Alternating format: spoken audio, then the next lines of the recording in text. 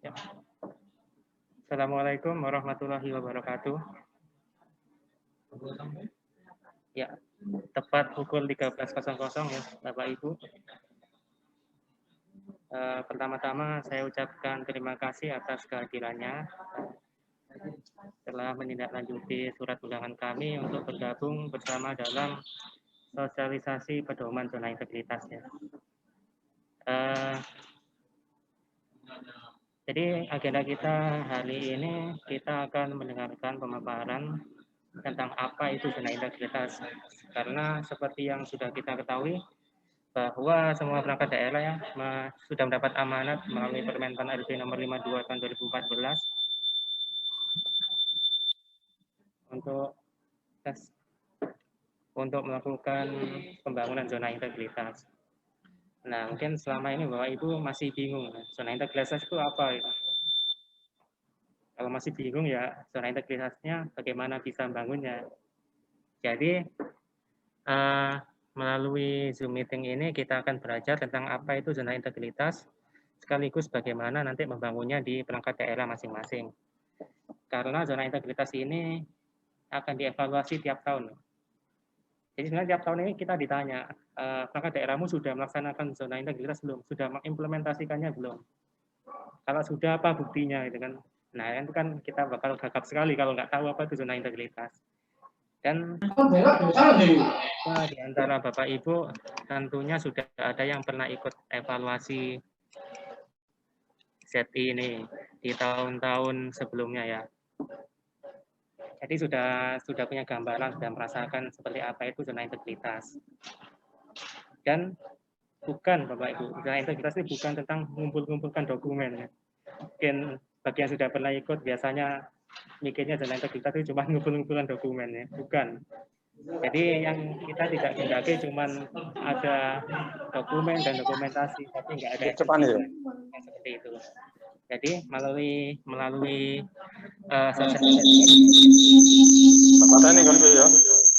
kita akan belajar bagaimana apa itu zona integritas. Yang akan langsung dibantu oleh Bapak Slamet Wijayanto dari Inspektorat. Tanpa berpanjang lagi, kita akan segera mulai. Silakan, Pak Yanto.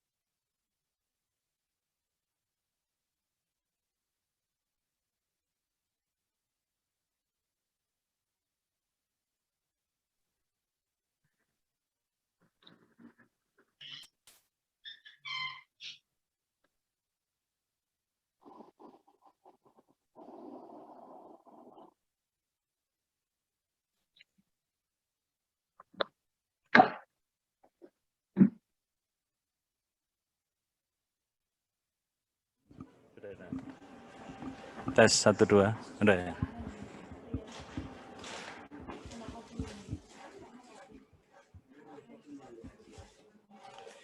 Assalamualaikum warahmatullahi wabarakatuh.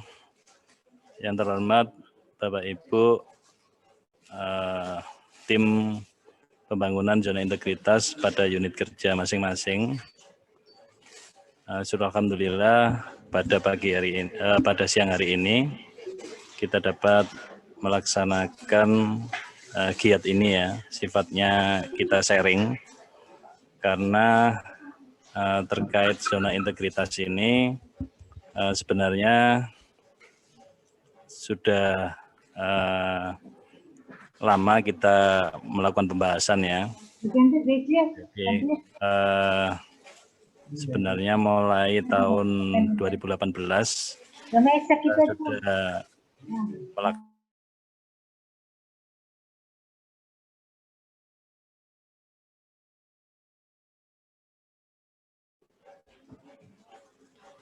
kita sudah melaksanakan pembangunan zona integritas ini, walaupun dalam perjalanannya sampai sekarang ini belum ada satupun unit kerja pada pemerintah Kabupaten Mojokerto yang ditetapkan dalam predikat wilayah bebas dari korupsi dari Kemenpan ya.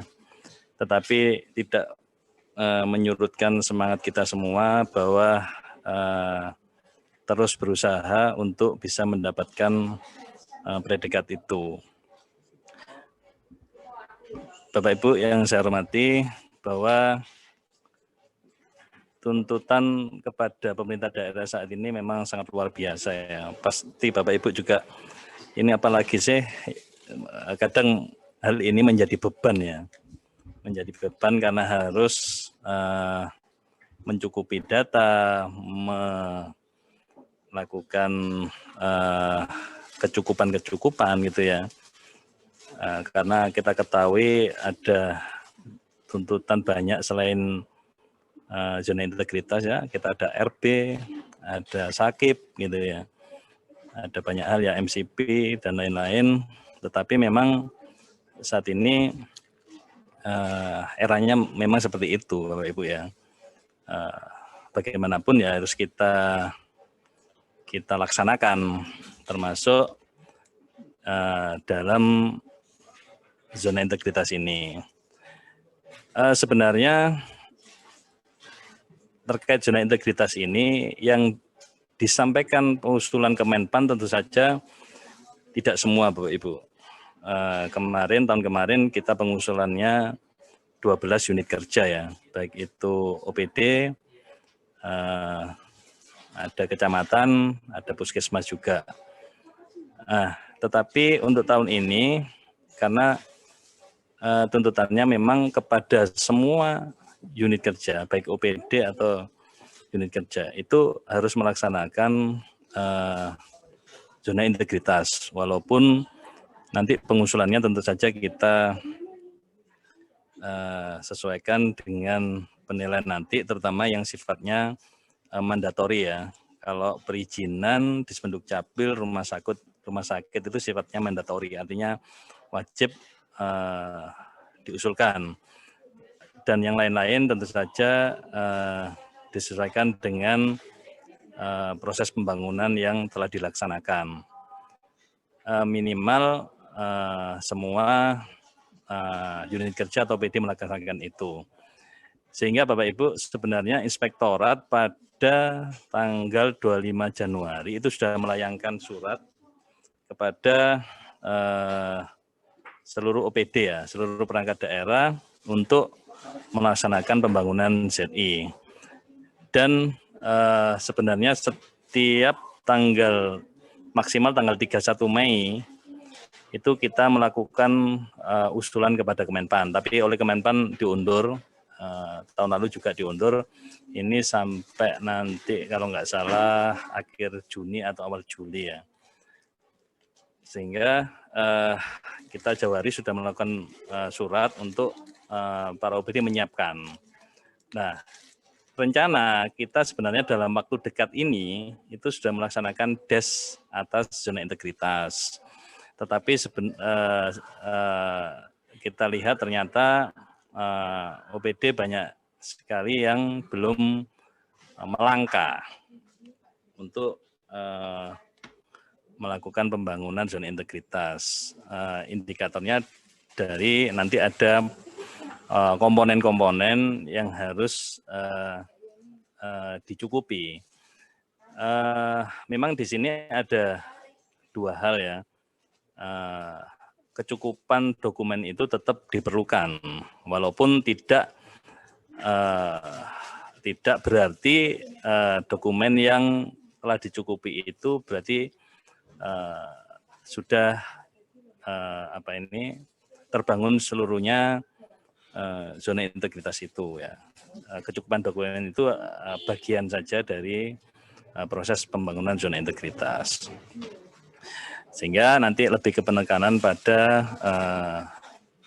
kecukupan dokumen dulu apa saja yang perlu dicukupi, sehingga nanti dalam des zona integritas yang nanti kita adakan minimal tidak blank sama sekali lah. Ada yang sudah dilakukan oleh OPD atau unit kerja. Saya lanjutkan Bapak Ibu ya. Jadi yang pertama terkait dasar hukum, Bapak Ibu nanti bisa barangkali kurang jelas atau apa bisa melihat di peraturan ini karena semua sudah tertuang di sana Bapak Ibu ya. Jadi yang pertama Permen PAN RB ya nomor 10 tahun 2019 tentang perubahan atas Permen PAN nomor 52 tahun 2014 tentang pedoman pembangunan zona integritas menuju wilayah bebas dari korupsi dan wilayah birokrasi bersih dan melayani di lingkungan instansi pemerintah. Berikutnya di level kita membuat peraturan Bupati Mojokerto nomor 24 tahun 2019 tentang pedoman pembangunan zona integritas menuju wilayah bebas dari korupsi dan wilayah birokrasi bersih dan melayani di lingkungan pemerintah Kabupaten Mojokerto. Ini sebagai dasar pembangunan zona integritas pada masing-masing unit kerja atau PD. Apa sih zona integritas itu? Bahwa zona integritas adalah predikat yang diberikan kepada instansi pemerintah yang pimpinan dan jajarannya mempunyai komitmen untuk mewujudkan WBK atau WBBM ya. Jadi WBK itu wilayah bebas dari korupsi. Ketika ini tercapai itu ada peningkatan lagi ke level berikutnya yaitu WBBM. WBBM itu wilayah birokrasi bersih dan melayani ya. Melalui reformasi birokrasi khususnya dalam hal pencegahan korupsi dan peningkatan kualitas pelayanan publik. Jadi poin penting dari zona integritas ini adalah yaitu terkait pencegahan korupsi. Tentu saja bahwa ketika kita mendeklarkan diri sebagai wilayah bebas dari korupsi, maka mestinya tidak ada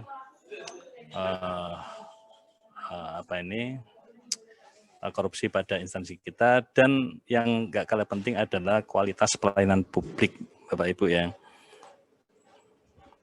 Next ya.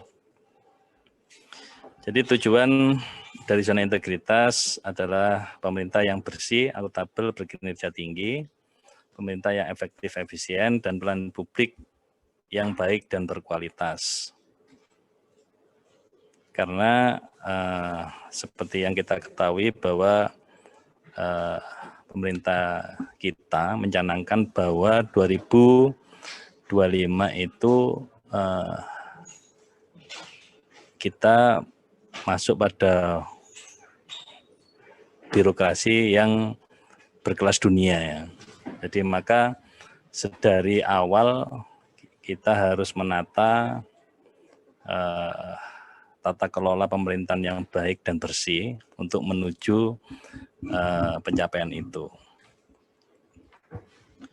Bapak Ibu, perlu diketahui bahwa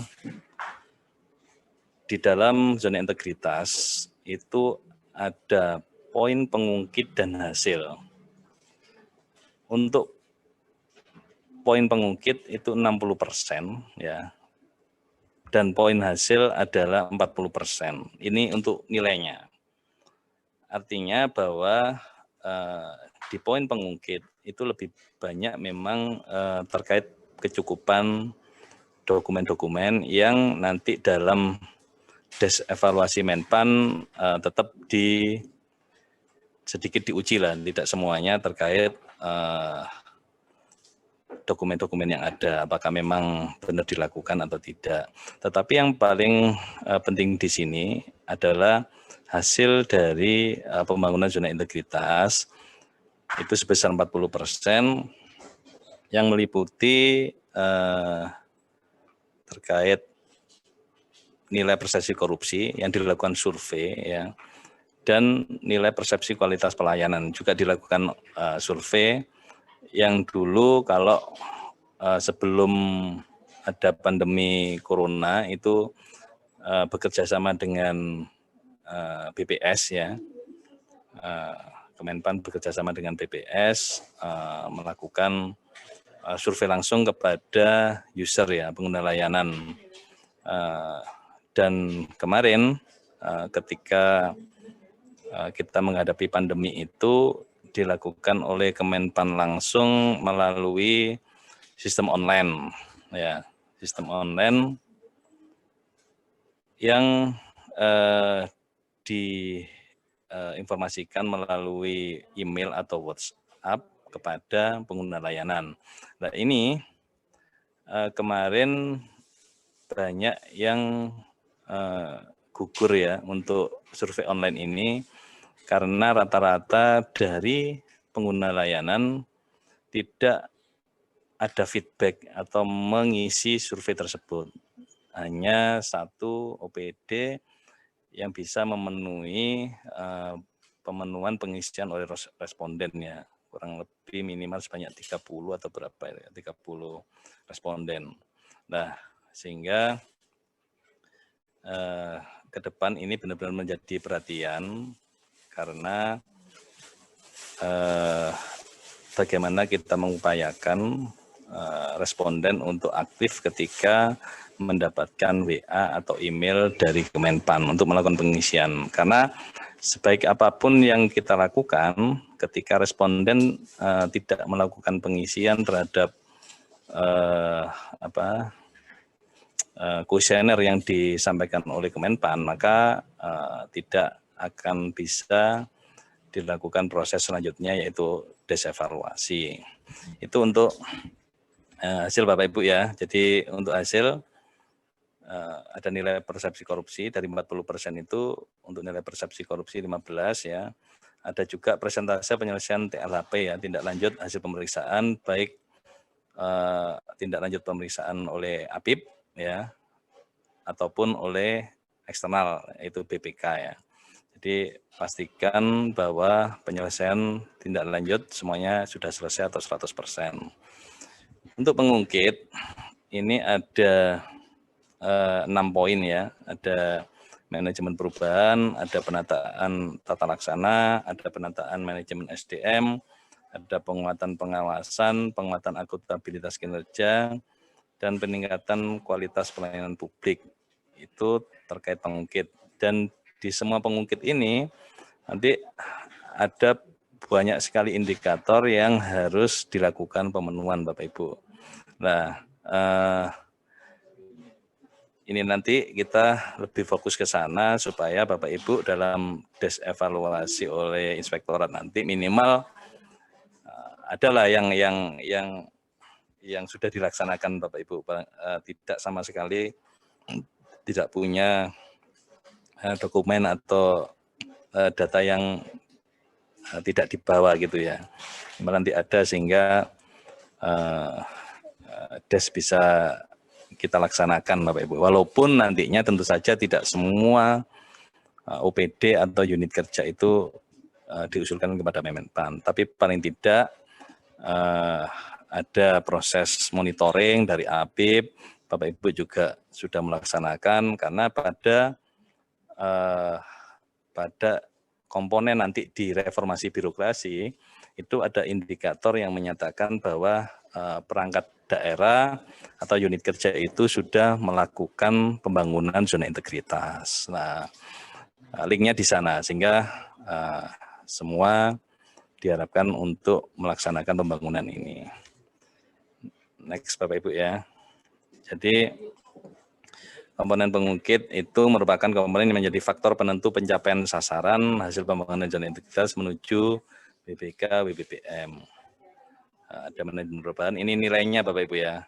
Kalau tadi kan 60 ya, 60% itu terdiri dari manajemen perubahan 8, penataan tata laksana 7, penataan sistem manajemen SDM 10, penguatan akuntabilitas 10, penguatan pengawasan 15, dan peningkatan kualitas pelayanan publik itu nilainya 10.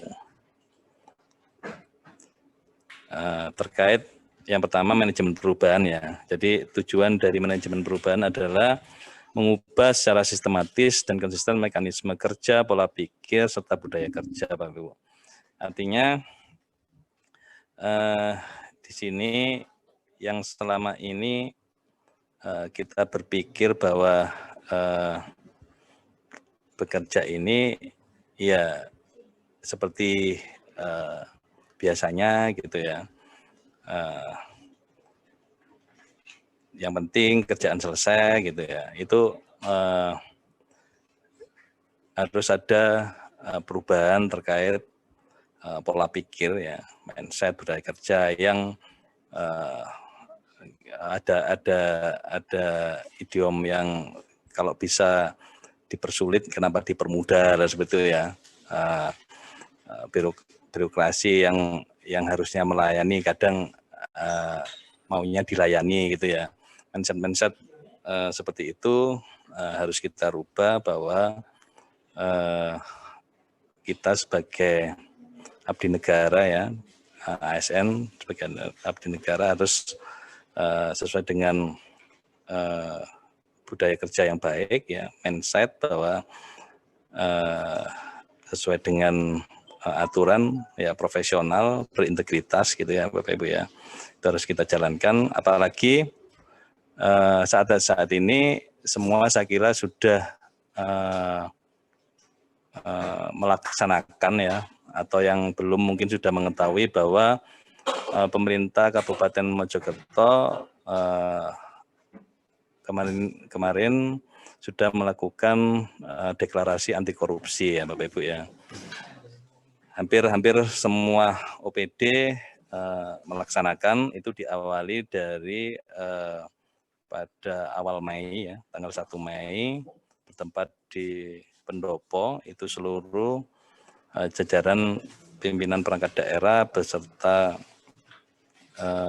bupati, wakil bupati, Forkopimda ya, bahkan dari KPK itu hadir langsung oleh Pak Baktiar itu ya, itu koordinator wilayah itu hadir langsung.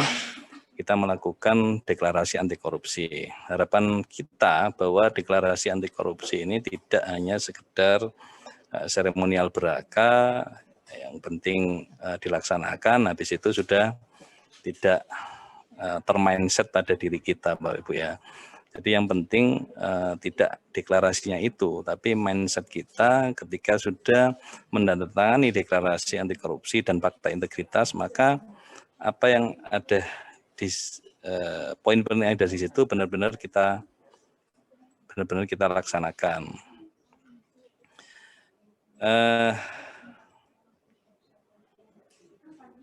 Lanjutnya. Ya, benar-benar kita laksanakan Bapak Ibu ya, bukan hanya itu sebagai seremonial belaka.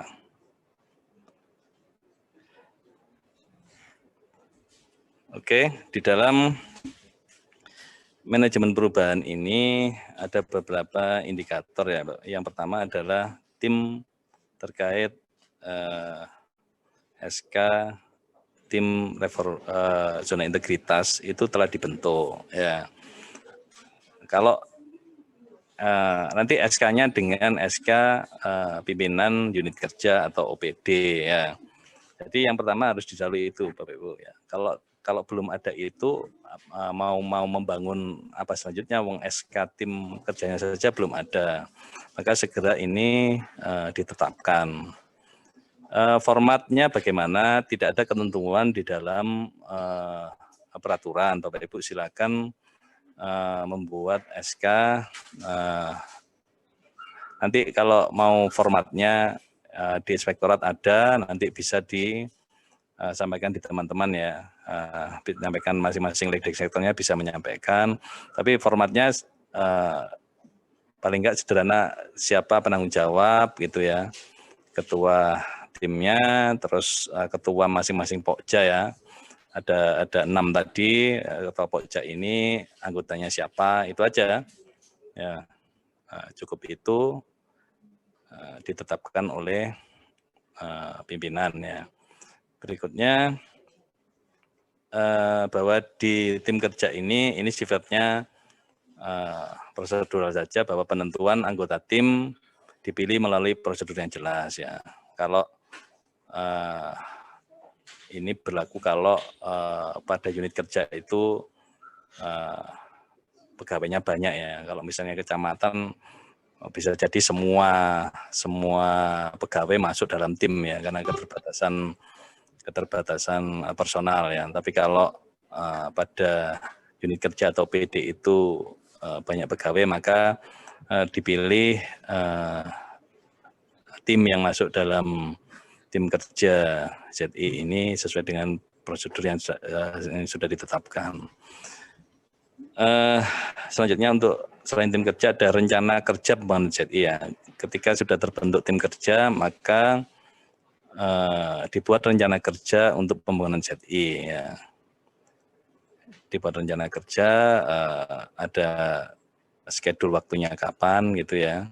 Terus ditetapkan target-target prioritas dalam pembangunan ZI ini, dan terdapat sosialisasi atas pembangunan ZI ya. Jadi sosialisasi nanti bisa berupa yang pertama rapat terhadap tim kerjanya ya, ada bisa notulen, bisa foto ya, dokumentasi, bisa surat undangan, dan juga ada selain itu sosialisasi di luar ya, misalnya dengan poster, dengan banner gitu ya, bahwa intinya di wilayah kerja unit kerja tersebut itu sudah dibangun zona integritas, biar semua orang bisa mengetahuinya. Ini termasuk dalam sosialisasi pembangunan ZI. Berikutnya, setelah dilakukan rencana kerja, maka rencana kerja itu harus dilakukan pemantauan dan evaluasi. Tentu saja ini dilakukan oleh pimpinan atau ketua Pokja ya. Jadi kegiatan pembangunan telah dilaksanakan. Jadi dari rencana itu sejauh mana ini sudah dilaksanakan ya. Jadi nanti ada rencana kerja, ada monitoring dan evaluasi. Dari rencana kerja nanti ada satu kolom terkait hasil pemantauan dan evaluasi ya. Terus jika ada hasil dari monitoring tersebut, maka ada semacam saran atau apa ya yang oleh masing-masing tim Pokja itu telah dilakukan tindak lanjut. Ya. Jadi proses kalau kita baca di nanti di zona integritas atau reformasi reformasi birokrasi Bapak Ibu, selalu berjalannya mekanisme apa ini giat itu seperti itu ya, dibuat rencana, dilakukan monitoring, evaluasi, ada hasil monitoring, dan hasil monitoring itu dilakukan tindak lanjut. Selalu begitu. Nanti di reformasi birokrasi juga selalu sama. Artinya bahwa ketika ada pelaksanaan baik misalnya SOP atau apa, selalu berjalan begitu, dibuat, dilakukan pemantauan, ya ada hasil pemantauan atau evaluasi, dan telah dilakukan tindak lanjut. Berikutnya perubahan pola pikir dan budaya kerja. Di sini pimpinan berperan sebagai role model dalam pelaksanaan pembangunan BPK BPM. Agen perubahan sudah ditetapkan, pelatihan budaya kerja dan pola pikir di lingkungan organisasi, dan keterlibatan organisasi dalam pembangunan zona integritas menuju BPK. Jadi peran penting pimpinan ya, komitmen pimpinan dalam pelaksanaan pembangunan BPK, bahwa pimpinan sebagai role model ya, dia yang paling utama dalam komitmen dan konsistensi perwujudan dari zona integritas ya. Kalau pimpinannya tidak care, tidak komitmen dengan ini ya, apalagi bawahannya kan gitu ya, maka pimpinan sudah menjadi role model. Nanti tindak lanjutnya apa? Ya pengarahan pimpinan, mungkin ketika apel pagi, saat rapat-rapat gitu ya, memimpin rapat, mensosialisasikan tentang budaya kerja dan lain-lain ya. Jadi ada apa ini dokumentasi yang menggambarkan pimpinan berperan sebagai role model ya, karena penting sekali zona integritas itu sangat keberhasilannya sangat tergantung dari komitmen pimpinan. Itu Bapak Ibu ya. Agen perubahan yang dimaksudkan bahwa pada setiap unit kerja atau OPD itu ada penunjukan lah, entah nanti berupa surat tugas atau SK gitu ya, yang menunjuk beberapa, satu orang atau lebih untuk menjadi agen perubahan, yang tentu saja penunjukan itu didasari dari penilaian bahwa orang yang ditunjuk itu memang bisa menjadi agen perubahan, Bapak Ibu ya. Jadi mungkin bisa menghasilkan inovasi ya, atau terkait perilaku ya, dan lain-lain ya. Budaya kerja ya, setiap tahun biasanya bagian organisasi ada pelatihan budaya kerja dan penilaian, jadi itu bisa menjadi kecukupan dari indikator ini ya Bapak Ibu ya. Oke, next ya. Yang berikutnya untuk penataan tata laksana bertujuan untuk meningkatkan efisiensi dan efektivitas sistem, proses, dan prosedur kerja yang jelas, efektif, efisien, terukur ya. Jadi tidak hanya yang penting bekerja, yang penting selesai gitu ya, tapi benar-benar bisa diukur ya, efisien, efektif ya, prosedurnya jelas gitu Bapak Ibu ya. Jadi tidak hanya melulu bahwa yang penting saya bekerja, yang penting kerjaan terselesaikan gitu ya, tapi ada prosedur-prosedur dan pengukuran yang jelas ya. Yang perlu dicukupi dari penataan tata laksana ini, pertama terkait SOP ya, bahwa seluruh kegiatan dan fungsi yang ada pada perangkat daerah atau unit kerja itu sudah dibuat dan sudah mengacu pada PROBIS ya, proses bisnis. Saya kira semua perangkat daerah sudah membuat PROBIS ya, karena ini harus ada saat evaluasi sakit Bapak Ibu ya. Tapi tidak saja membuat proses bisnis, tapi SOP-nya juga mengacu pada proses bisnis. SOP telah diterapkan ya, tidak hanya dibuat, tapi telah diterapkan, dan apakah sudah sesuai penerapannya dengan SOP yang dibuat. Nah, yang terjadi seringkali dibuat SOP, tapi pelaksanaannya tidak sesuai dengan prosedur itu, bahkan SOP yang dibuat sudah sangat lama ya, tidak pernah ada evaluasi terhadap SOP. Nah, sebenarnya SOP itu kan yang membuat kita sendiri, dan sebenarnya jangan sampai SOP dibuat itu justru menyulitkan langkah kita sendiri, malah nanti ketika ada suatu persoalan diminta SOP, ternyata apa yang kita laksanakan tidak sesuai dengan SOP, maka itu namanya SOP menjerat kita sendiri Bapak Ibu ya. Maka SOP yang ada itu harus dievaluasi, kalau tidak sesuai dengan yang kita jalankan, yang kita laksanakan, dan yang benar ada yang kita laksanakan, SOP harus menyesuaikan ya, karena sifatnya fleksibel SOP, sesuaikan dengan langkah kerja kita gitu ya. bermasalah kalau SOP itu malah dibuat ternyata yang kita jalankan tidak sesuai dengan SOP, walaupun sebenarnya yang kita jalankan itu yang benar gitu. Maka perlu dilakukan ada evaluasi terhadap SOP yang sudah dibuat. Itu Bapak Ibu ya. Berikutnya terkait e-government ya, artinya bahwa saat ini kita sangat tergantung sekali dengan teknologi informasi, sehingga seluruh pengukuran baik kinerja, baik manajemen SDM itu sudah eranya memakai teknologi informasi.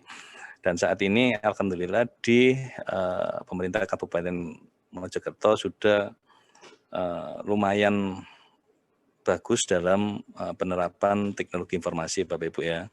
Seperti kita tahu, kita absensi memakai prasasti ya, kita melakukan capaian kinerja, target kinerja ya, indikator kinerja kita sudah memakai aplikasi Suwita ya. Jadi itu sudah merupakan kebijakan dari pemerintah Kabupaten Mojokerto ini, sehingga kita harus melaksanakan itu dengan baik Bapak Ibu ya. Sudah tidak perlu lagi bahwa mungkin ini kok susah dijalankan atau apa ya, kita harus dukung itu, karena memang sesuai dengan yang ada di reformasi birokrasi, zona integritas dan Sakip mungkin juga ya, bahwa sistem pengukuran kinerja ini sudah harus menggunakan teknologi informasi. Lah Bapak Ibu nanti tinggal kecukupannya, kalau itu berlaku pada semua di lingkungan pemerintah Kabupaten Mojokerto, maka Bapak Ibu tinggal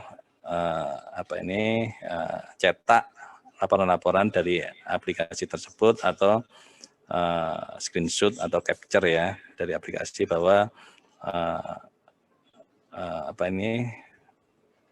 pengukuran kinerja sudah menggunakan teknologi informasi. Tidak harus yang sifatnya seperti ini bahwa masing-masing OPD punya aplikasi sendiri, tidak ya, yang sifatnya seluruh pada pemerintah Kabupaten Mojokerto Bapak Ibu bisa sama dalam penyampaian tindak lanjutnya atau pemenuhan kecukupan ini ya. Berikutnya operasional manajemen SDM ya, jadi mungkin simpek gitu ya, itu bisa di capture, bisa di screenshot untuk kecukupan ini bahwa operasionalisasi manajemen SDM sudah menggunakan TI ya.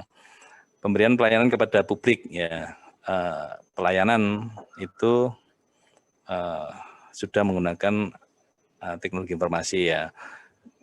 Saya contohkan misalnya di kecamatan mungkin ada aplikasi e-paten ya, di Dispenduk Capil mestinya saya kira lebih canggih lagi ya, semua sudah menggunakan teknologi informasi baik di perizinan ya, sehingga dengan pelayanan ini diharapkan lebih cepat ya, lebih efisien, waktu yang dibutuhkan juga bisa cepat, sehingga masyarakat merasakan dampak atas teknologi informasi ini ya.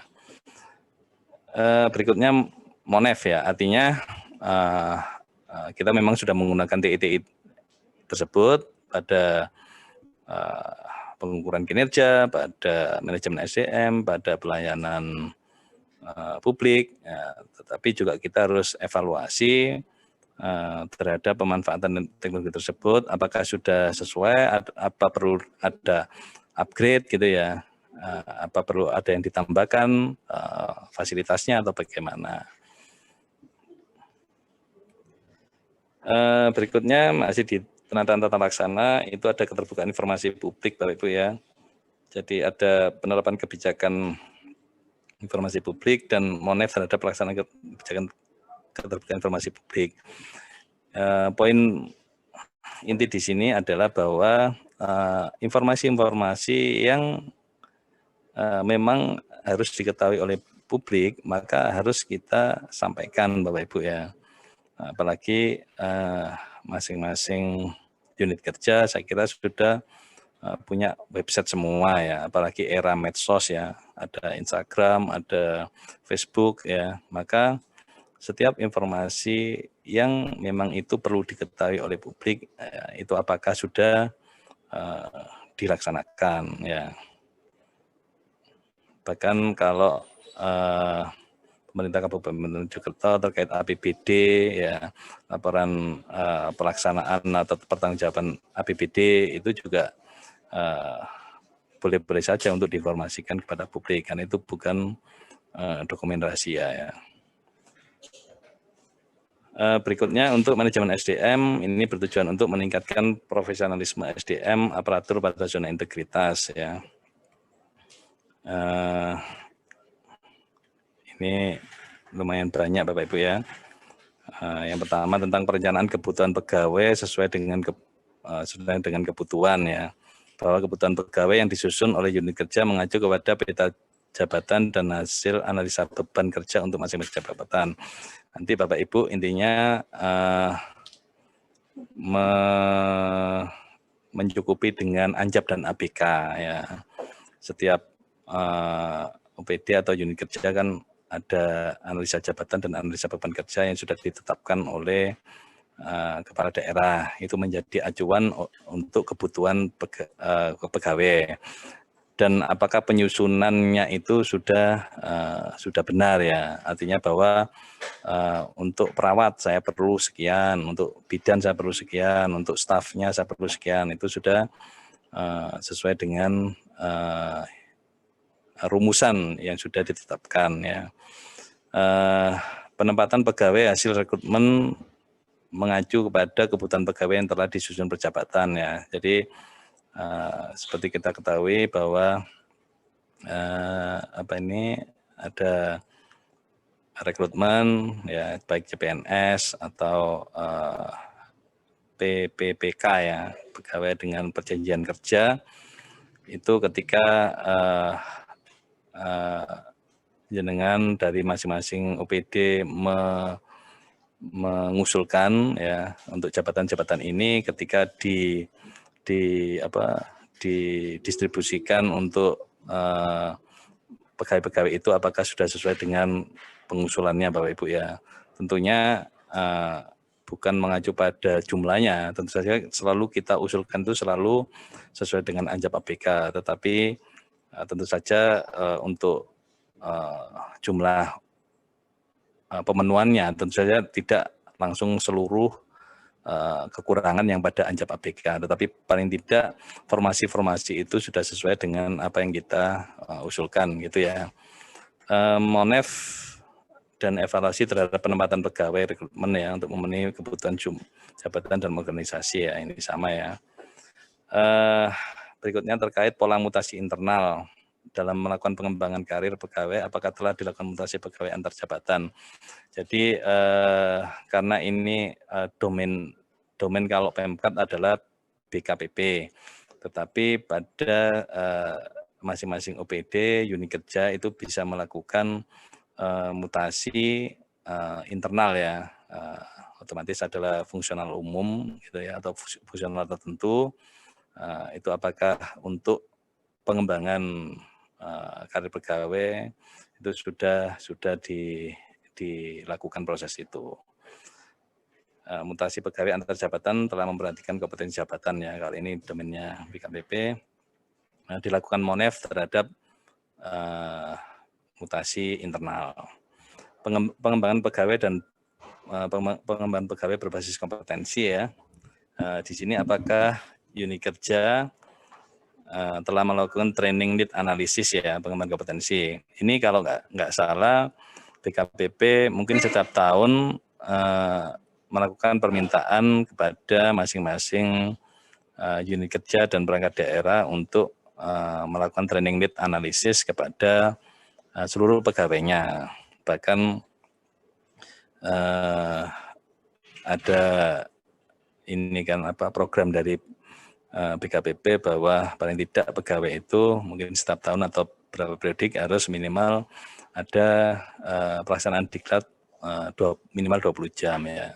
Itu sebagai bagian dari pengembangan pegawai yang berbasis kompetensi. Jadi nanti kecukupannya ada training need analisis ya. Terus rencana pengembangan kompetensi pegawai ya. Apakah mempertimbangkan pengelolaan kinerja pegawai. Terus ada presentasi kesenjangan kompetensi pegawai dengan standar kompetensi. Unit kerja melakukan upaya pengembangan kompetensi kepada pegawai. Ya, jadi ini nanti hasil dari pengembangan berupa diklat, industri training ya, mungkin FGD, nanti dilampirkan ya. Dalam tahun ini pegawai siapa saja yang sudah melaksanakan diklat atau pengembangan kompetensi ya.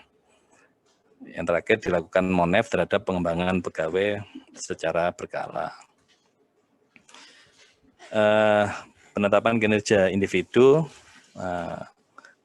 Yang pertama penetapan kinerja individu yang terkait dengan kinerja organisasi. Jadi ada ukuran kinerja individu, pengukuran kinerja individu dilakukan secara periodik, dan hasil penilaian kinerja individu telah dijadikan dasar untuk pengembangan reward ya. Jadi di sini ada perjanjian kinerja ya, ada PK yang kita buat, ada di SKP itu ada penetapan ya, bahkan kalau di Suita kita ada penetapan kinerja per bulan itu ya. Jadi di sini itu yang nanti bisa dijadikan kecukupan ya, bahwa setiap individu baik mulai eselon atas ya sampai staf itu harus membuat penetapan kinerja individu dan capaiannya. Dan pengukuran kinerja individu itu dilakukan secara periodik. Nah ini yang mungkin masih perlu dilakukan evaluasi terhadap pimpinan yang melakukan validasi terhadap capaian kinerja pada masing-masing individu ya, atasan kepada bawahan. Karena memang kita masih mungkin awal terhadap pelaksanaan sistem ini, sehingga kadang atasan langsung centang-centang saja gitu Bapak Ibu ya, tanpa melakukan validasi benar tidaknya kinerja yang telah dilaksanakan ya. Yang penting ada idiom yang penting dalam 1 bulan mencapai 6.000 kan ya.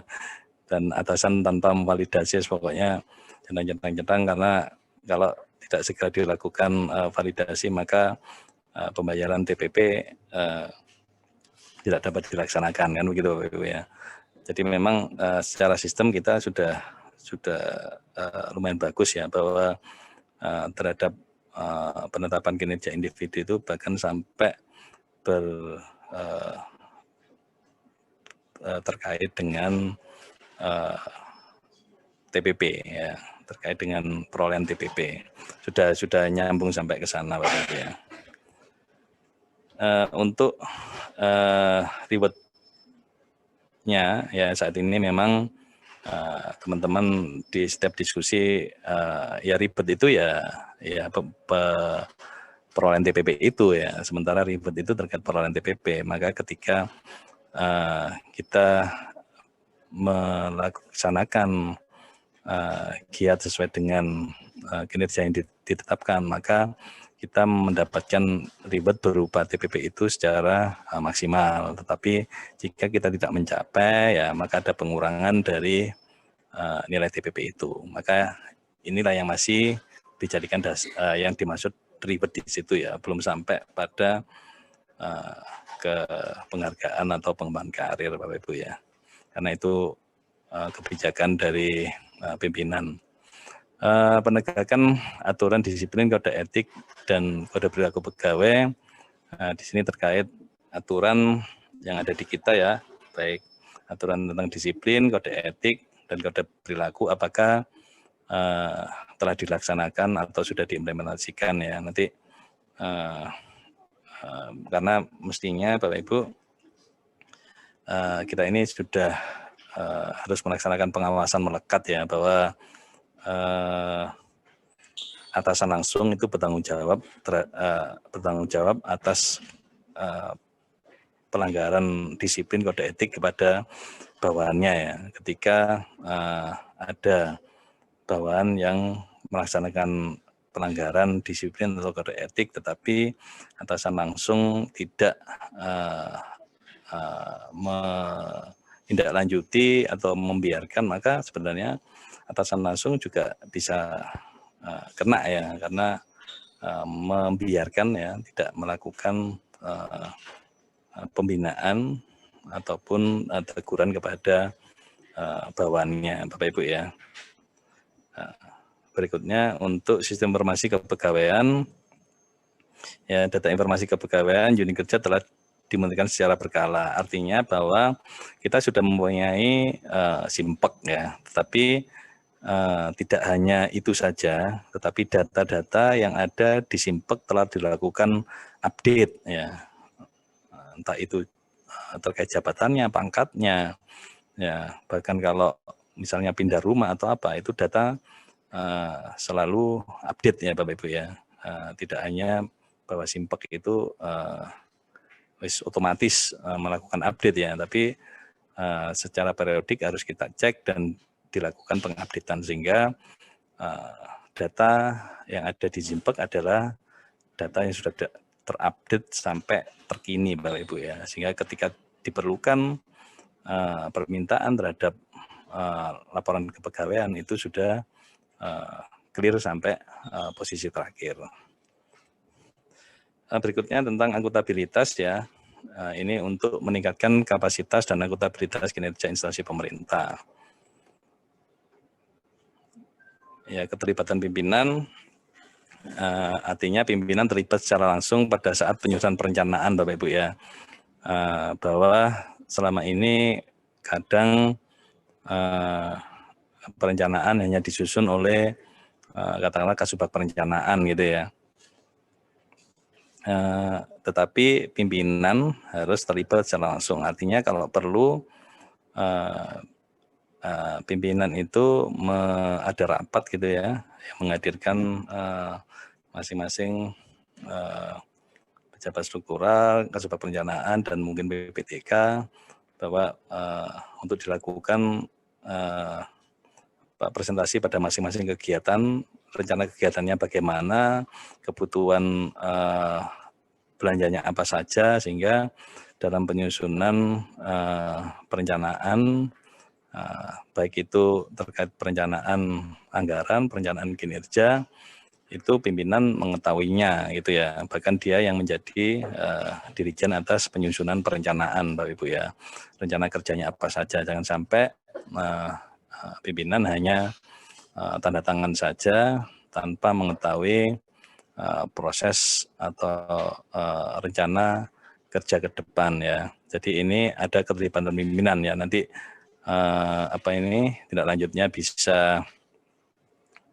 tindak lanjutnya bisa dokumentasi, bisa notulen gitu ya, dan mungkin ada tanda tangan pada dokumen yang menyatakan atau menggambarkan bahwa pimpinan terlibat langsung dalam proses perencanaan. Berikutnya adalah pimpinan terlibat secara langsung pada saat penetapan kinerja Bapak Ibu ya. Seperti kita ketahui, kadang-kadang Bapak Ibu sudah tidak menjadi rahasia bahwa ketika kita menetapkan kinerja masing-masing pegawai, kadang sudah para pegawai itu sudah mengisi sendiri ya, tanpa verifikasi apapun, bahkan pimpinan hanya tanda tangan saja. Mestinya penetapan kinerja masing-masing pegawai ya, atau penetapan kinerja organisasi itu selalu ada validasi verifikasi oleh pimpinan ya, sehingga sesuai dengan target yang ditentukan ya. Kadang kalau dibiarkan si pegawai sudah disesuaikan aja Pak, target yang paling memungkinkan saya capai berapa, yang itu yang saya masukkan gitu ya. Kadang terakhir baik penetapan SKP, penetapan indikator kinerja individu atau PK ya, itu yang membuat semua adalah pegawai sendiri yang bersangkutan ya. Pimpinan tinggal tanda tangan saja lah. Ini supaya ada keterlibatan langsung oleh pimpinan ya dalam penyusunan penetapan kinerja tersebut.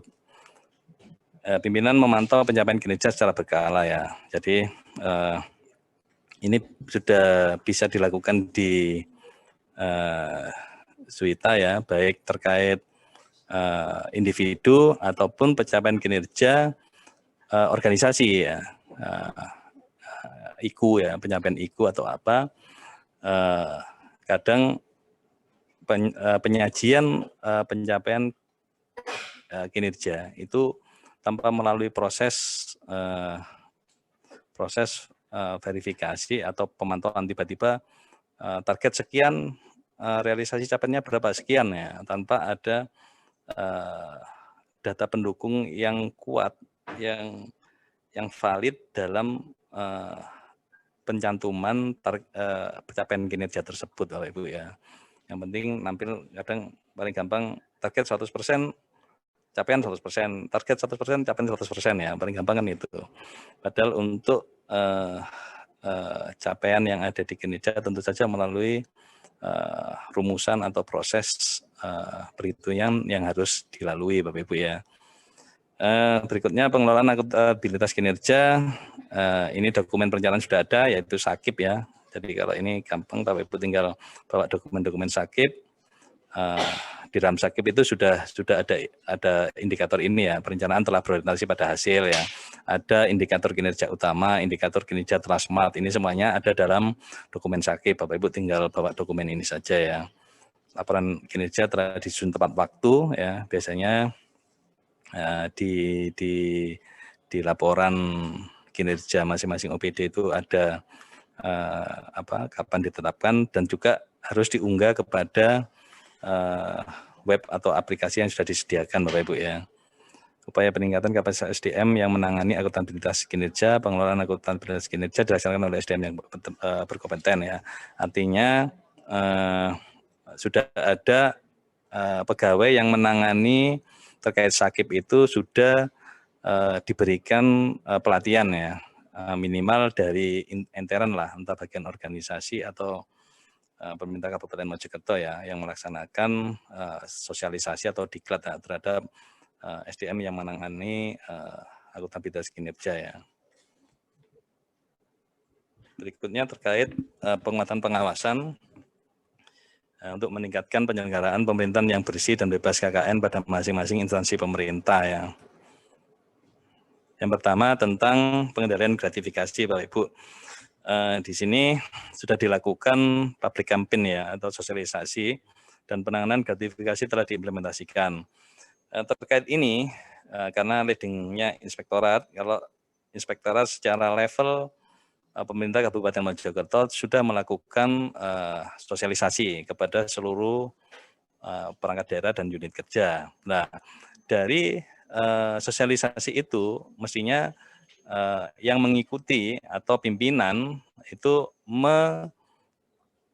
menyampaikan kembali kepada seluruh pegawai yang ada di unit kerja atau perangkat daerah untuk mensosialisasikan lagi terkait pengendalian gratifikasi ya, bagaimana apa yang dimaksud gratifikasi, berapa nilai yang termasuk gratifikasi gitu ya, bagaimana proses pelaporannya gitu Bapak Ibu ya, sehingga itu diketahui oleh seluruh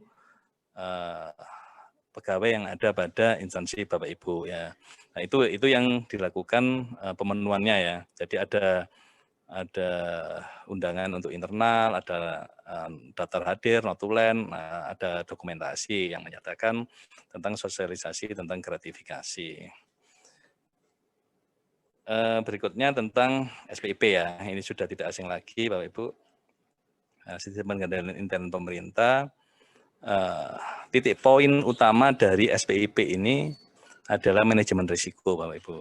Jadi ini juga ada bagian tersendiri ya, setiap tahun Bapak Ibu didatangi oleh BPKP ya, ratingnya juga di inspektorat, tetapi memang belum semua OPD untuk dilakukan validasi OPD-OPD besar, tetapi clue-nya adalah bahwa semua OPD dan unit kerja itu wajib menjalankan manajemen risiko, dimulai dari melakukan identifikasi risiko, analisis risiko ya, dampaknya gitu ya, terus rencana tindak pengendaliannya. Ujung-ujungnya adalah bahwa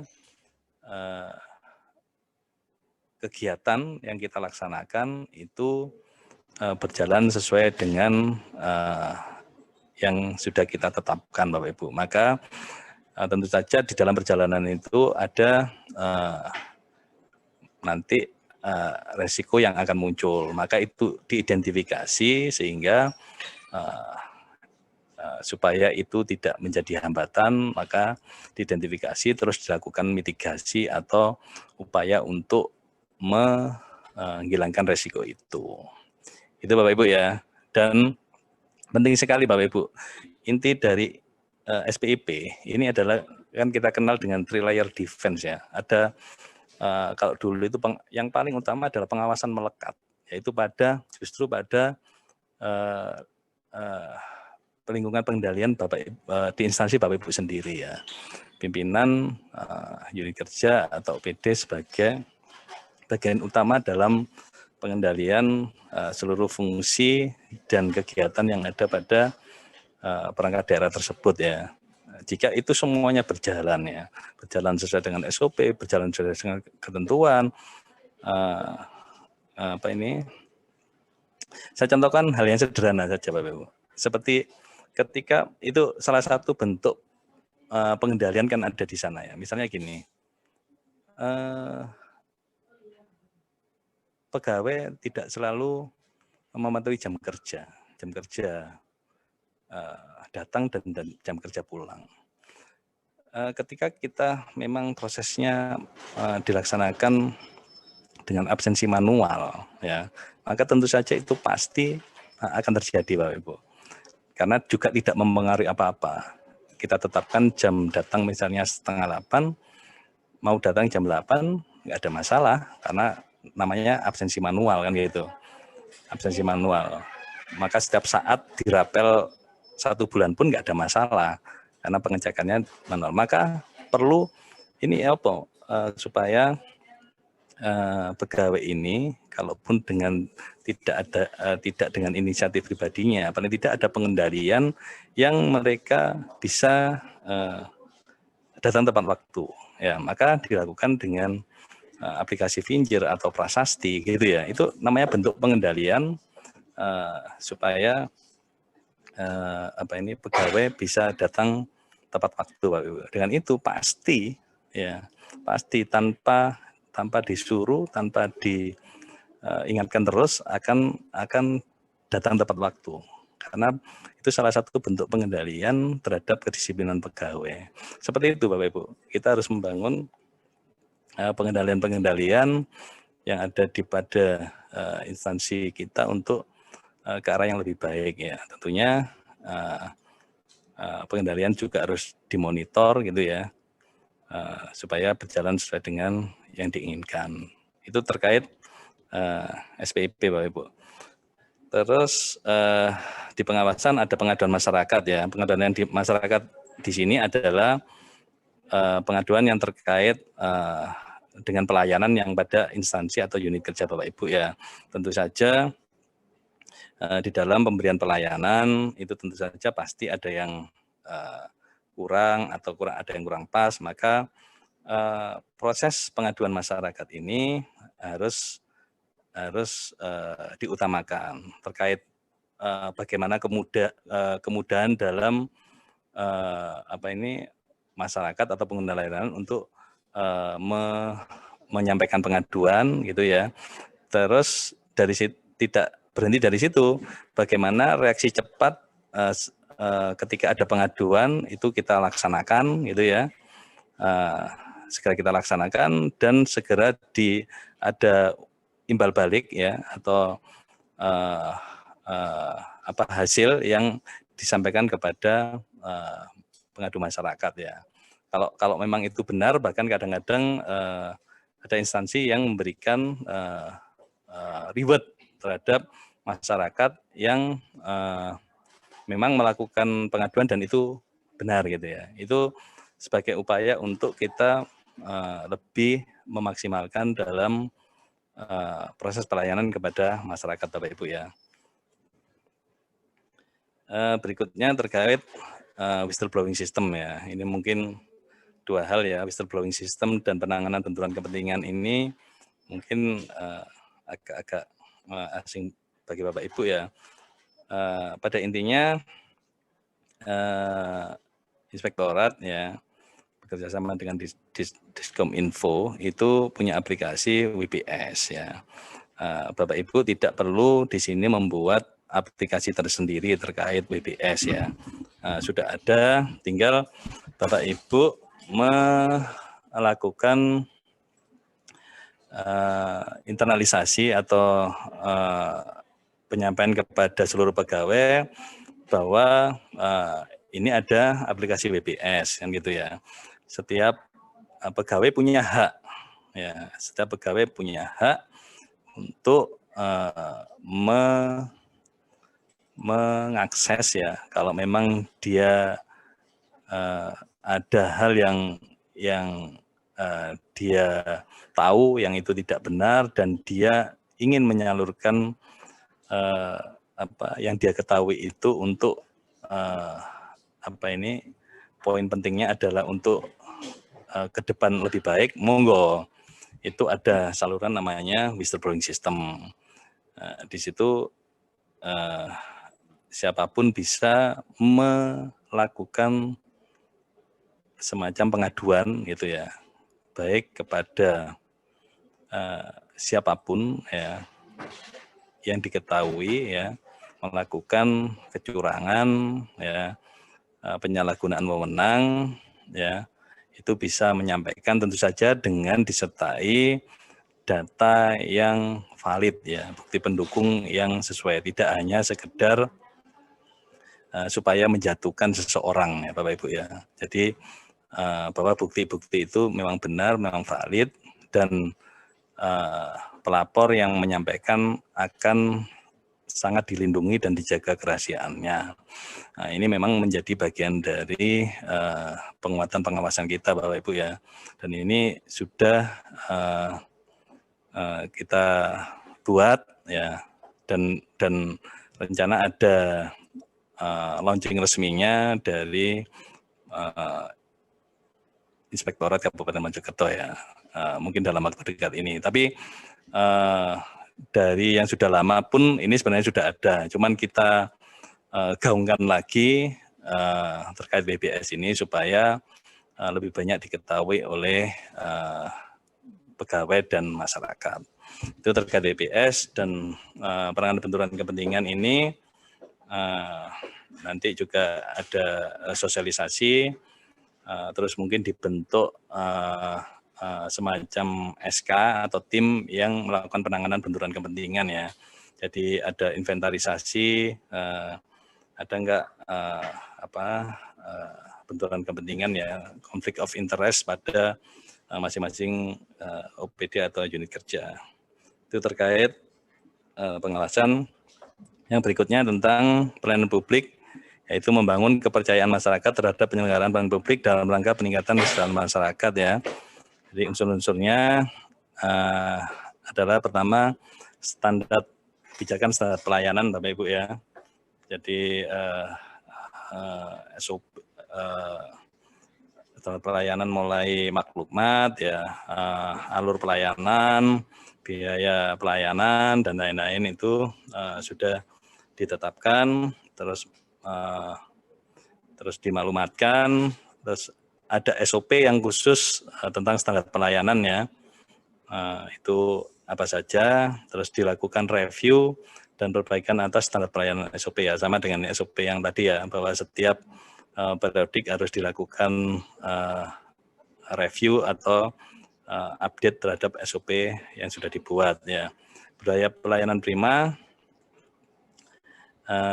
ada sosialisasi tentang budaya pelayanan prima, ya, informasi tentang pelayanan mudah diakses melalui berbagai media, sanksi reward bagi pelaksana layanan, ada sarana layanan terpadu ya, terintegrasi, dan yang penting Bapak Ibu di poin ini adalah inovasi pelayanan. Ini poin penting dari zona integritas di sana. Inovasi tentu saja inovasi yang mempermudah pengguna layanan dalam melakukan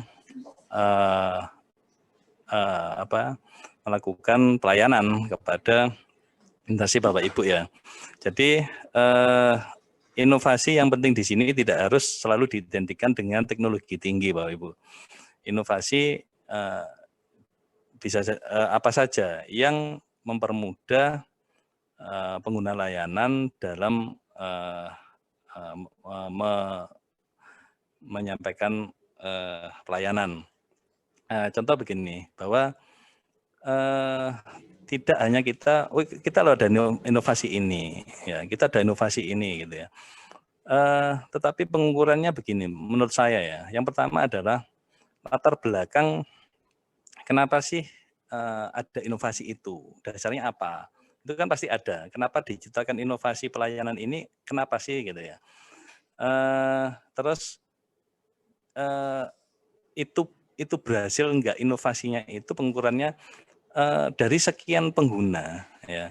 Berapa sih yang melaksanakan layanan pada inovasi itu ya.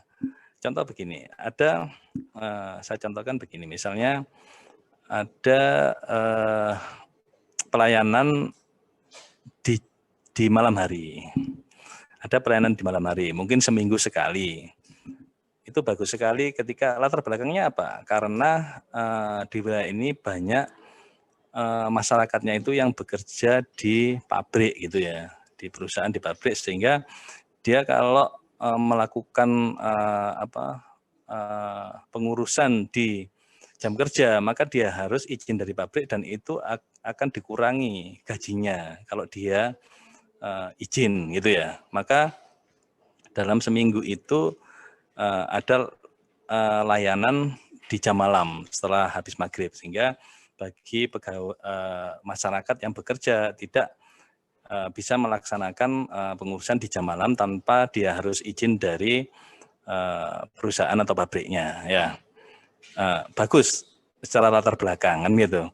Nah, tetapi ketika ada digulirkan inovasi itu, ternyata dicek, oke, sudah melakukan inovasi itu mulai tahun berapa? Katakanlah dimulai dari awal Januari 2020 gitu ya.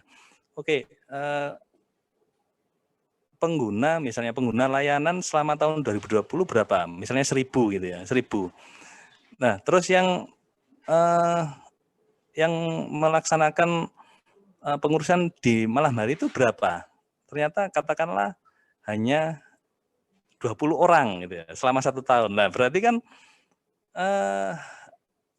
nggak terlalu jalan inovasi itu ya. Mestinya kan dengan itu kan banyak ya. Ini miss-nya di mana? Apakah kurang sosialisasi atau apa ya? Ya, kadang ada juga di rumah sakit misalnya pelayanan terhadap lansia gitu ya, menggunakan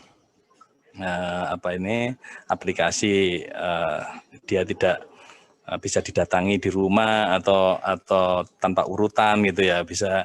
Tetapi mungkin keterbatasan ternyata lansia ini di rumah sendirian yang dia tidak bisa menggunakan HP atau apa ya, maka itu inovasi bagus tapi implementasinya ternyata tidak sebagus yang kita rencanakan gitu. Ternyata yang menggunakan ternyata minor ya, artinya sedikit lah. Itulah inovasi, bahwa inovasi tidak hanya sekedar bahwa yang penting ada inovasi, tapi bahwa inovasi itu memang dilatar belakangi ada suatu permasalahan ya, dilakukan inovasi, solusi, dan mestinya akan berimbas yang baik kepada masyarakat. Artinya masyarakat mestinya banyak menggunakan inovasi itu. Gitu Bapak Ibu ya. Jadi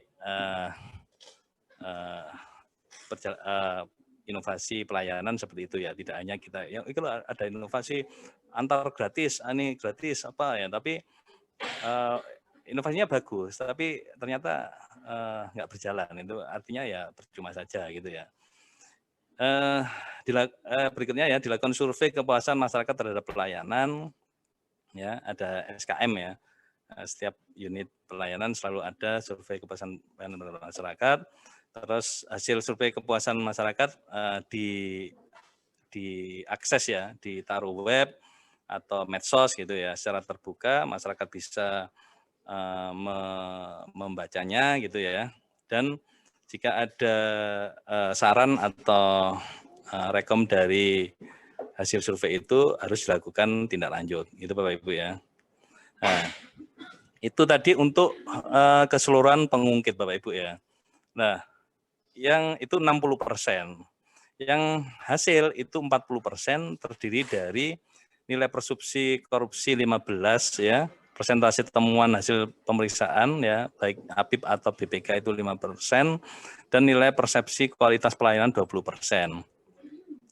Bapak Ibu, bahwa memang survei di sini memang tidak dilakukan oleh jenengan ya.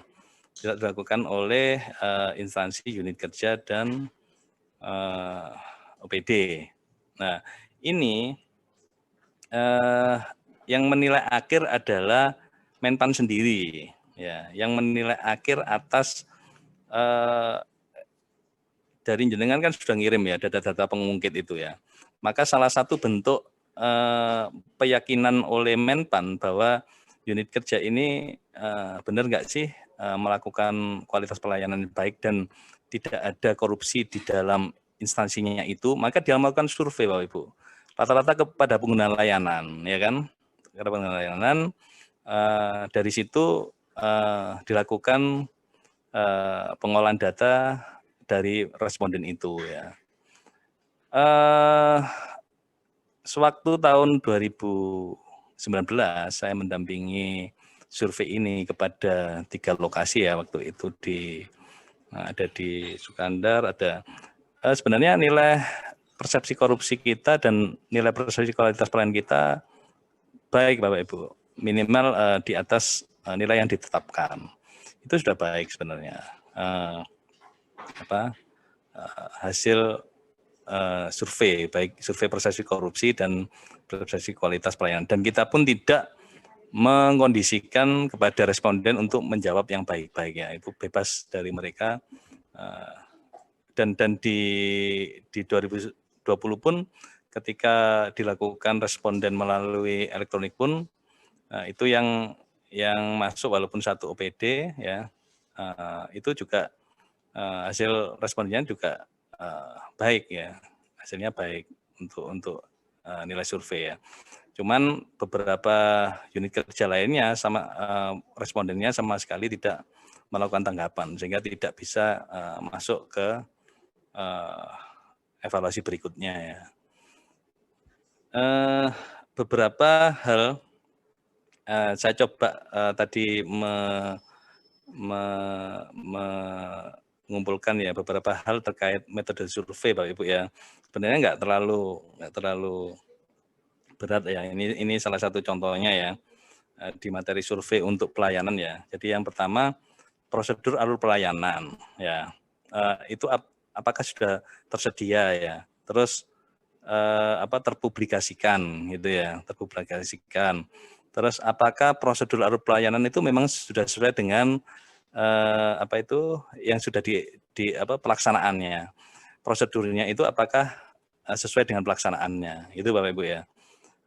Beberapa materi survei. Terus persyaratan layanan, apakah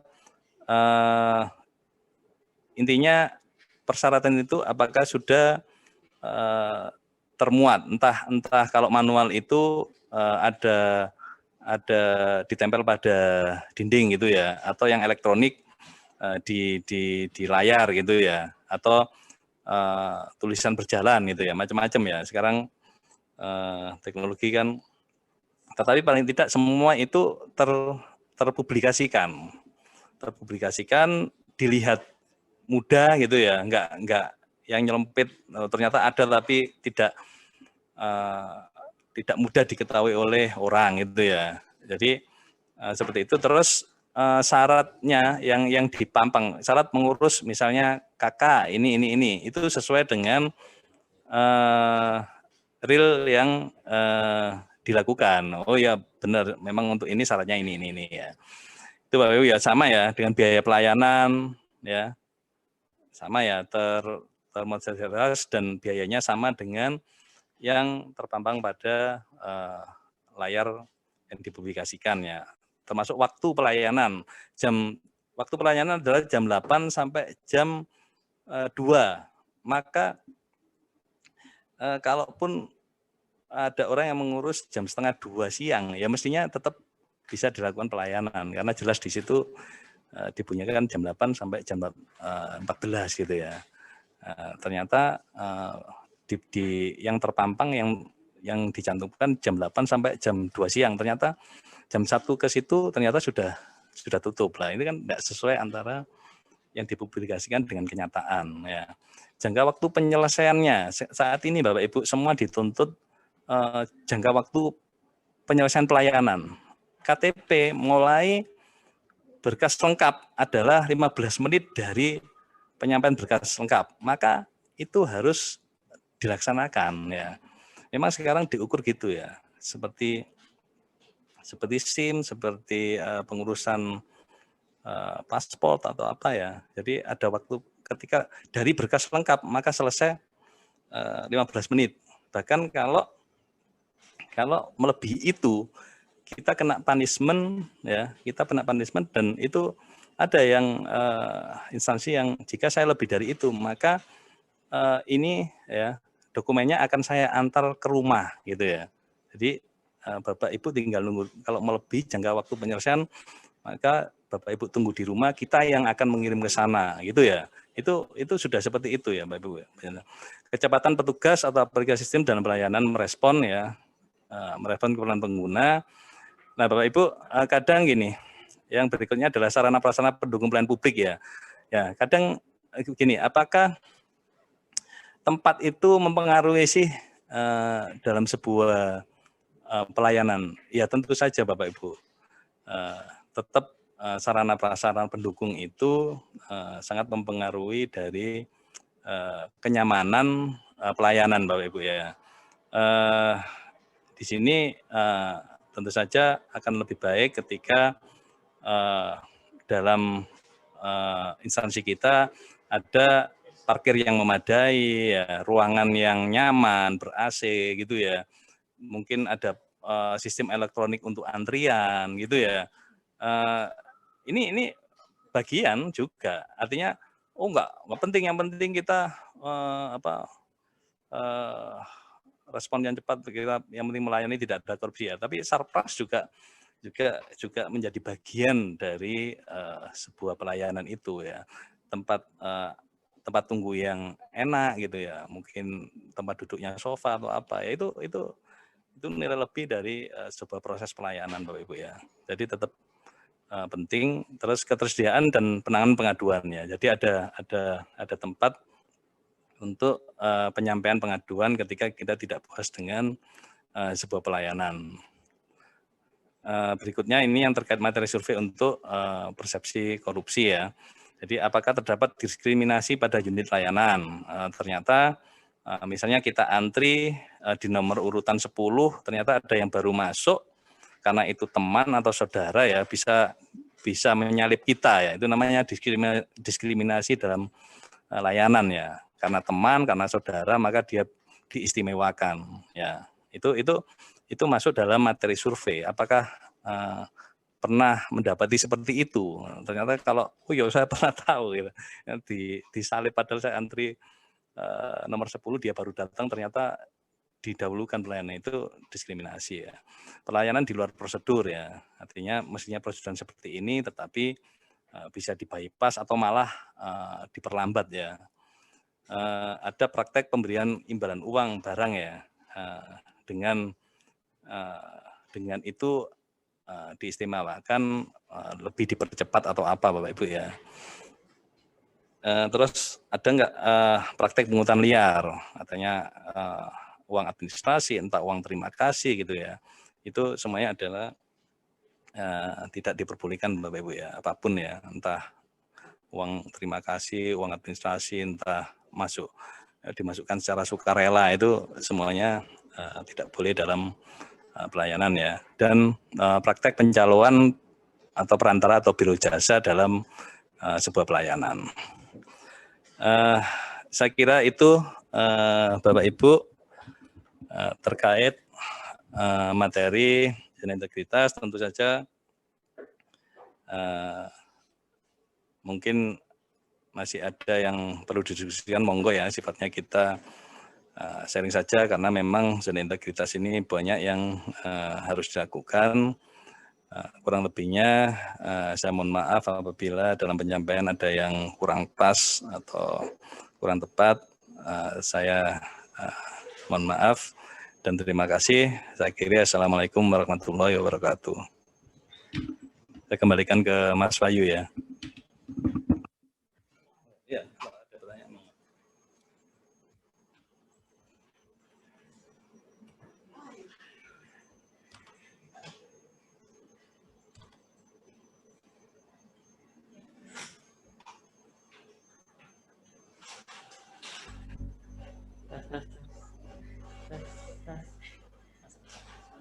Enggak.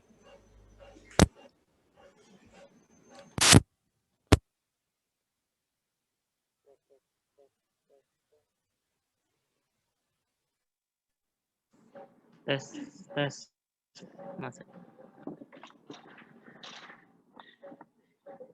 Terima kasih pada Pak Yanto atas pemaparan materinya. Sekarang kami buka sesi pertanyaannya. Barangkali ada Bapak Ibu yang merasa perlu untuk bertanya terkait dengan pemaparan lagi. Silakan langsung saja di unmute dan silakan kalau mau yang ditanyakan.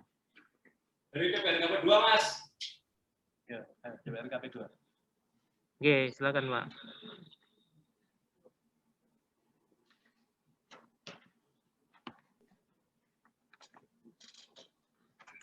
Namun, ya, terima kasih Mas Yanto, Mas Wahyu.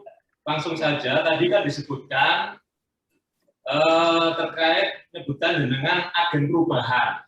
Nah, ya, itu kayak apa agen perubahan itu? Apa salah satu staf itu ditunjuk atau dinilai jadi agen perubahan? Kalau memang seperti itu, syarat-syaratnya personil kita itu kayak apa sehingga dia layak dijadikan agen perubahan, itu satu. Terus yang kedua terkait dengan sosialisasi. Sosialisasi bisa dilakukan lewat media sosial yang kita miliki ataupun banner maupun poster-poster.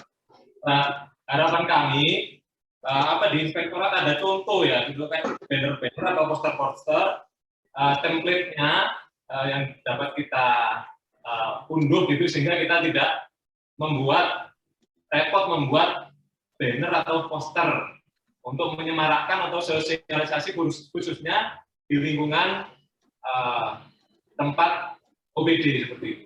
Mungkin itu Pak Yanto, terima kasih.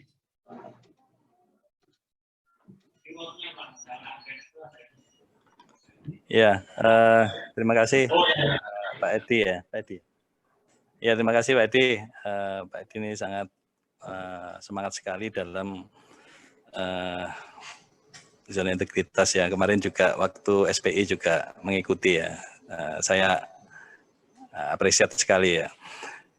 Jadi begini, untuk yang banner dulu ya.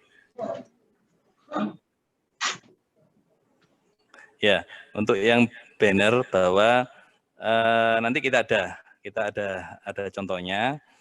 Nanti sekalian nanti ada LKE ya, lembaga kerja evaluasi apa saja yang terkait tadi ya, komponen-komponen pengungkit dan hasil itu nanti kita sampaikan jadi satu di Google Drive ya, Google Drive ya.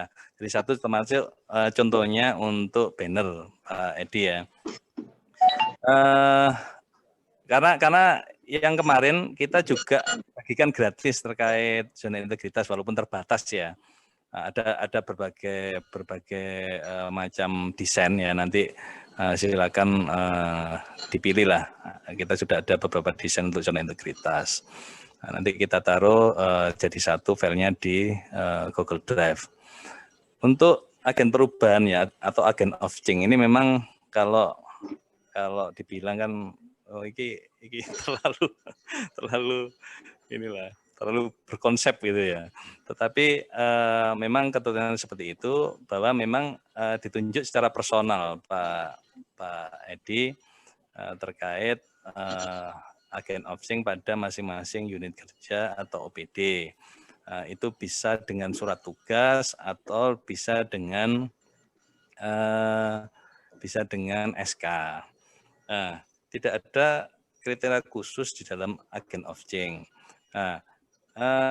Kemarin teman-teman sempat berdiskusi juga terkait agen of change ya. Ini gimana sih? Apakah dia yang berperilaku bagus atau apa ya?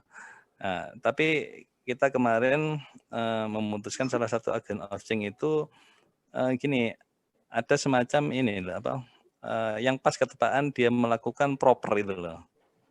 Apa itu? Waktu diklat PIM atau ini dia kan melakukan proper ya. Proper itu apa? Program perubahan ya. Nah, itu kita tunjuk sekalian dia sebagai agen of change ya. Artinya nanti di dalam surat tugas itu maka dia kan memunculkan, kalaupun tidak terkait perilaku, dia memunculkan output kan Pak Edi, entah itu perubahan dalam sistem ya, entah dia merubah sistem atau apa, sehingga itu Pak Edi kriterianya ketika ya, dia. Tapi sekarang yang diminta tetap kalau kegiatan aku langsungnya output.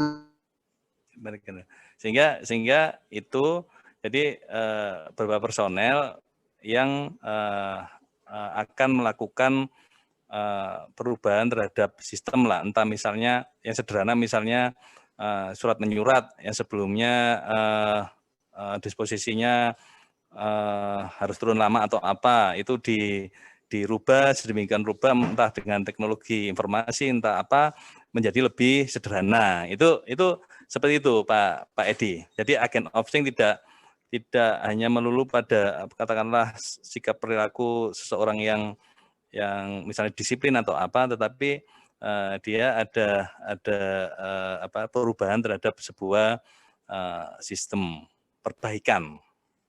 Seperti itu. Oke. Terima kasih Mas Yanto, karena kalau kita lihat kan seolah-olah kan berat sekali ya jadi agen perubahan, apalagi dia mungkin tidak pada posisi level yang tinggi begitu.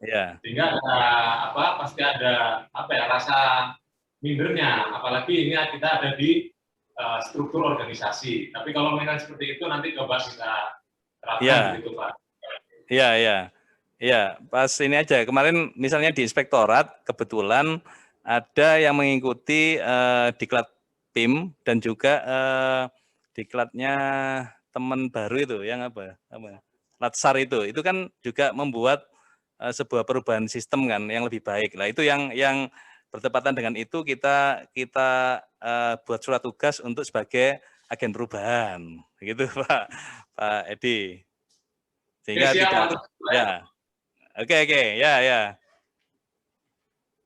Mungkin ada lagi?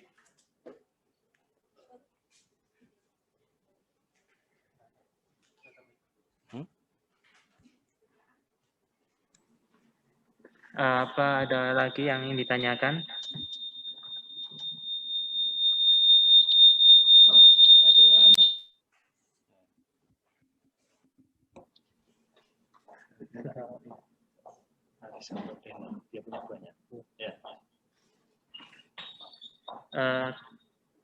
Kalau tidak ada, maka kita cukupkan sampai di sini ya Bapak Ibu.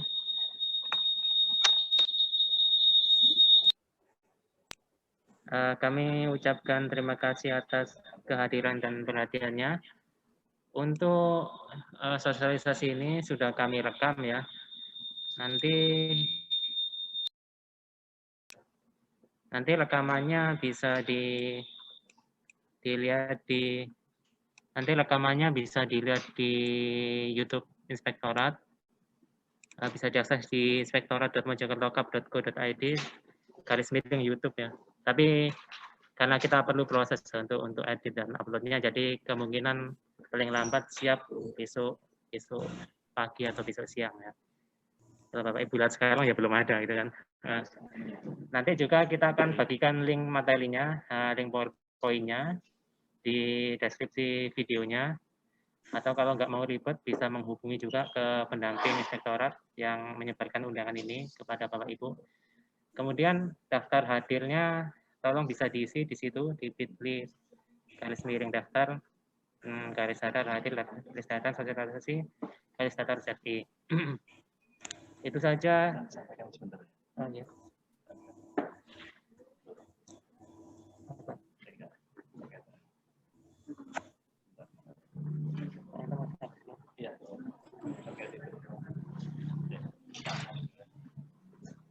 Sebentar, ada sedikit tambahan dari Pak Yanto. Silakan. Terima kasih Bapak Ibu. Kami informasikan begini. Sebenarnya rencana tanggal 2 besok itu kita sudah des. Rencana itu. Kemarin kita sudah sampaikan pimpinan, sebenarnya kita lakukan des. Nah di des itu pimpinan mengendaki bahwa atas poin-poin yang ada di zona integritas itu, indikator-indikator itu masing-masing PD dan unit kerja sudah mencukupi dokumen-dokumennya. Nah, maka Bapak Ibu untuk segera melengkapi itu, dan kita rencana jadwalkan ulang kemungkinan minggu kedua Juni ya. Minggu kedua Juni itu kita lakukan des. Intinya Bapak Ibu segera menindaklanjuti pemenuhan-pemenuhan yang ada pada indikator-indikator tadi itu ya, yang waktu pada pengungkit ya. Kalau hasil Bapak Ibu tidak perlu lakukan survei persepsi korupsi dan persepsi kualitas pelayanan ya, hanya ini aja dokumen pemenuhan tindak lanjut. Biasanya kalau inspektorat itu kan ada waktu rakorwas itu ada ini kan hasil tindak lanjut selesai belum itu ya, itu membawa itu saja untuk yang hasil. Yang pengungkit kalau bisa semua dilakukan kecukupan Bapak Ibu untuk bisa kita lakukan des ya, walaupun nanti tidak semua OPD atau unit kerja kita usulkan. Tentu saja yang ada, sebenarnya kalau saya menilai kalau nanti kecukupan data itu bisa sambil jalan Bapak Ibu. Yang penting komitmen, tekad untuk melaksanakan zona integritas itu yang paling poin utama yang kita untuk usulkan gitu ya. Tapi tentu saja untuk pemenuhan dokumen itu juga bagian nggak kalah pentingnya dari zona integritas ini. Jadi itu Bapak Ibu ya, supaya segera dicukupi. Nanti di masing-masing obrik OPD ada personalnya ya, di Irban 1, Irban 2, Irban 3, sampai Irban 4 ada personil masing-masing. Bapak Ibu, kalau ada yang kurang jelas atau butuh misalnya contoh ini seperti apa, tentu saja tidak semua ya. Contoh apa itu bisa ke masing-masing personel ya, personel dari masing-masing Irban. Saya kira itu, terima kasih.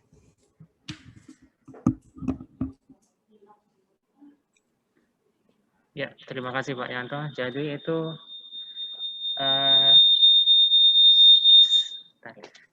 itu rencana setelah sosialisasi ini ya. Tapi untuk resminya kapan dan di mananya nanti kita akan memfollow up dengan surat resminya.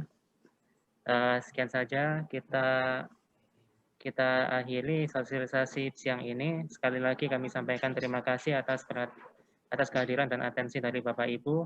Kita tutup pertemuan ini. Wassalamualaikum warahmatullahi wabarakatuh.